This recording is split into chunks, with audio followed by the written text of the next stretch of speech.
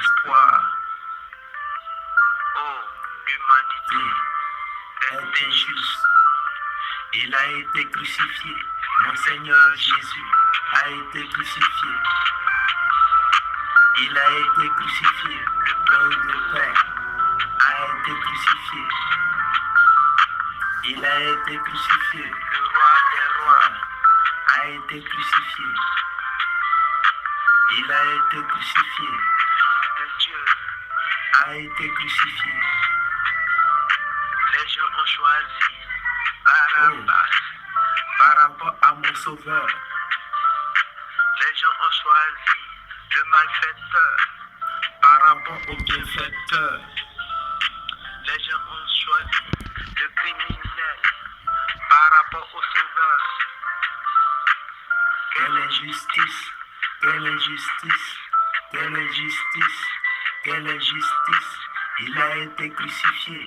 Mon Seigneur Jésus a été crucifié. Il a été crucifié. Mon Seigneur Jésus a été crucifié. Il a été crucifié. Le Prince de paix a été crucifié. Il a été crucifié. Le Sauveur des nations a été crucifié. Au nom de la vérité, les gens ont flagellé le Fils de Dieu. Au nom des miracles, les gens ont craché sur le roi des rois. Au nom des guérisons, les gens ont flagellé le Prince de paix. Au nom des miracles, oh, les gens ont honni le Prince de paix. Il a été crucifié. Le roi des rois a été crucifié. Il a été crucifié. Mon Seigneur Jésus a été crucifié. Il a été crucifié. Mon Seigneur Jésus a été crucifié. Il a été crucifié. Amen, amen. Shalom, peuple de Dieu. Que Dieu vous bénisse. Qu'il vous fortifie abondamment. Bien-aimé, le message que nous allons écouter aujourd'hui, le thème est Jésus le sauveur de l'humanité. Bien-aimé, pourquoi Jésus est sauveur de l'humanité? Beaucoup ne savent pas cela. Il faut dire que nous devons apporter le message de l'évangile pour faire comprendre à l'humanité que Christ est mort pour cette humanité. Pour ne pas que le sacrifice de Jésus soit un sacrifice fait en vain, bien-aimé. Mais que l'humanité puisse profiter de ce sacrifice que Jésus a accompli pour lui à la croix. Bien-aimés, nous allons prendre Ésaïe, le chapitre 9, verset 9. Il dit ceci, Ésaïe chapitre 9, verset 5 au moins. Car un enfant nous est né, un fils nous est donné, et la domination reposera sur son épaule. On l'appellera admirable, conseiller, Dieu puissant, Père éternel, prince de la paix. Bien-aimé, Ésaïe fut un grand prophète de l'Éternel. Et le nom Ésaïe signifie Dieu sauve ou Dieu libère. Ésaïe fut un porteur de message. Et à l'époque où Ésaïe portait ce message aux enfants d'Israël, c'était une époque où les enfants d'Israël traversaient un moment difficile. Et il fallait un message d'espoir. Et c'est pourquoi nous aussi, chrétiens, nous avons besoin de ce message. L'humanité a besoin de ce message. Les musulmans ont besoin de ce message. Les francs-maçons ont besoin de ce message. Les rosicruciens, les animistes. Si tu es humain, sache que tu as besoin de la parole de Dieu. L'homme a besoin du message de l'évangile. Et ce besoin se satisfait en la personne de Jésus-Christ de Nazareth. Et quand nous prenons le cas de Nicodème, bien-aimé, Nicodème qui était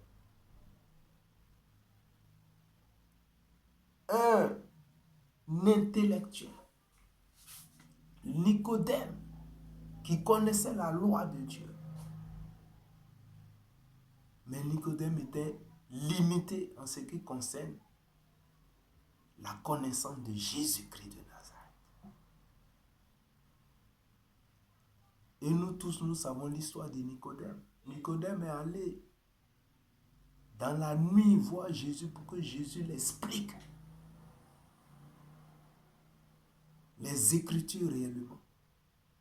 C'est pourquoi nous, étant chrétiens, nous avons besoin de l'évangile. Nous avons besoin de la parole de Dieu. Nous avons besoin de cela. Les animistes ont besoin de la parole de Dieu. Les francs-maçons, les bouddhistes, tous ont besoin de la parole de Dieu. Et qui est Jésus? Comme le thème le dit, Jésus est le sauveur de l'humanité. Comment Jésus est né? Sa naissance est virginale. Quand nous prenons Ésaïe, chapitre 7, verset 14, ce passage nous parle de la naissance de Jésus. Ésaïe a prédit comment le Seigneur Jésus allait naître. Il a prédit cela. Jésus est né d'une vierge, Marie, qui n'a pas connu de garçon. Et elle était étonnée quand l'ange lui a dit que tu vas tomber enceinte et tu vas enfanter un fils qui va sauver son peuple. Elle dit comment ça va se passer? Donc bien-aimé,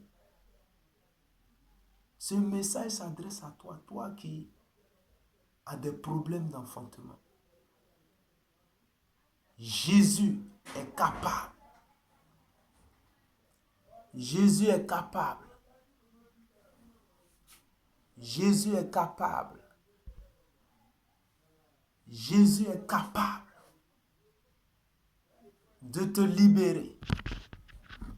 Jésus est capable de te restaurer. Jésus est capable. Ne pleure plus. Mais sache que Jésus peut faire, comme il a fait pour Marie, peut faire pour toi. Toi la femme, qui présentement a des problèmes d'enfantement, toi l'homme, sache que Jésus est capable. Parce que lui-même, sa naissance est virginale. Passé par une vierge, quelqu'un qui n'a pas connu de relation sexuelle. Tu penses que Jésus ne peut pas faire?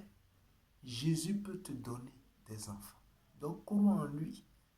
Si tu n'as pas encore accepté le Seigneur Jésus, la solution de ton problème, c'est en Jésus. Il a mené une vie sans péché. Jésus n'a point péché. Vous voyez? Contrairement aux hommes que nous sommes, nous péchons en longueur de journée. Si Dieu veut regarder à ce que nous faisons, personne ne sera sauvé. C'est pour cela que nous sommes sauvés au travers de Jésus. Parce que Jésus a mené une vie sans péché. Il est capable de nous aider en ce qui concerne le péché. Bien-aimé, Jésus n'a pas péché, donc il est capable. Le secret, son secret, pourquoi il n'a pas péché, il est capable de nous donner ce secret. Il est capable de nous aider. Bien-aimés, aujourd'hui, nous sommes dans certains péchés et nous voulons quitter, mais nous ne savons pas comment. L'alcoolisme, le tabagisme, la prostitution, la masturbation, plein de choses, bien-aimés. Mais celui qui n'a point péché, c'est lui qui peut t'aider à t'en sortir. Et c'est lui, Jésus-Christ de Nazareth. Il n'y a pas d'autre nom, mon frère. Ne nous voilons pas la face, ne nous blaguons pas. Il n'y a pas d'autre nom. C'est Jésus, l'unique nom qui peut nous aider. Il a eu une mort expiatoire. Romains 3, verset 25. Nous n'allons pas lire pour avoir du temps. Vous pouvez prendre cela et lire après. Romains 3, verset 25. Jésus a eu une mort expiatoire. Il s'est donné volontairement la mort pour que nous soyons sauvés, l'humanité soit sauvée. L'humanité pécheresse. La Bible déclare que on peut mourir pour des hommes justes, mais Jésus est mort pour une humanité pécheresse. Vous voyez? Il s'est donné la mort volontairement. C'est comme quelqu'un qu'on veut tuer et puis un autre vient et dit non, laissez-le tuer moi à sa place. C'est ce que Jésus a fait. Et il a fait pour toi, mon bien-aimé. Viens bénéficier de cette grâce, bien-aimé. Je ne veux pas que quelqu'un meure sans bénéficier de cette grâce-là. Jésus a eu une mort expiatoire.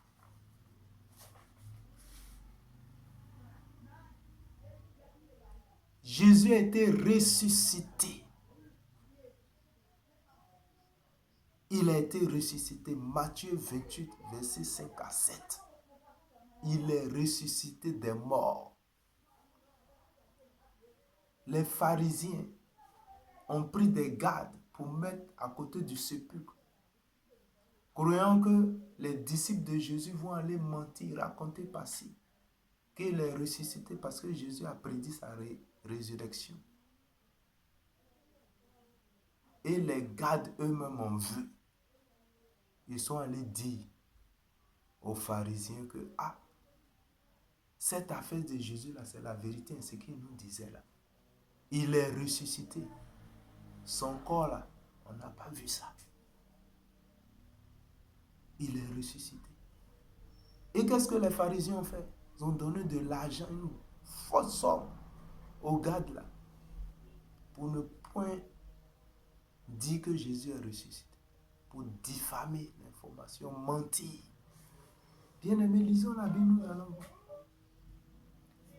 Donc quelqu'un qui est ressuscité, il a dominé, il a vaincu la mort, vaincu la sorcellerie, vaincu la sirène des eaux, vaincu Mami Wata. Il a vaincu tout.